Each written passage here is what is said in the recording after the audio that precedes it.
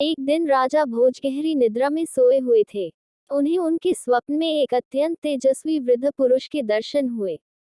राजन ने उनसे पूछा, महात्मन, आप कौन हैं? वृद्ध ने कहा, राजन, मैं सत्य हूँ और तुझे तेरे कार्यों का वास्तविक रूप दिखाने आया हूँ।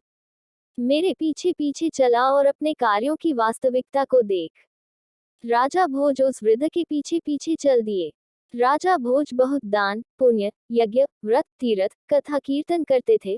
उन्होंने अनेक तालाब, मंदिर, कुएं, बगीचे आदि भी बनवाए थे। राजा के मन में इन कार्यों के कारण अभिमान आ गया था। वृद्ध पुरुष के रूप में आए सत्य ने राजा भोज को अपने साथ उनकी कृतियों के पास ले गए। वहां जैसे ही सत्य ने पेड़ों को छुआ, सब एक एक करके सूख गए। बागीचे बंजर भूमि में बदल गए। राजा इतना देखते ही आश्चर्यचकित रह गया। फिर सत्य राजा को मंदिर ले गया।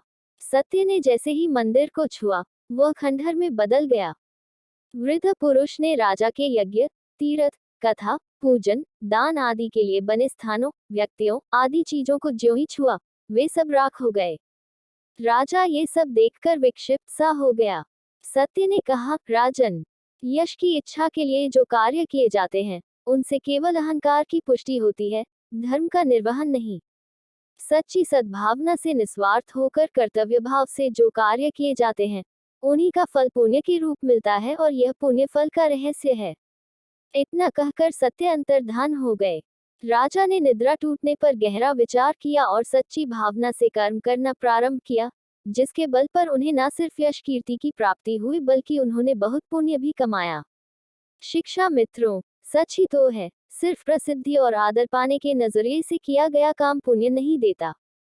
हमने देखा है कई बार लोग सिर्फ अखबारों और न्यूज़ चैनल्स पर आने के लिए झाड़ू उठा लेते हैं या किसी गरीब बस्ती का दौरा कर लेते हैं। ऐसा करना पुण्य नहीं दे सकता।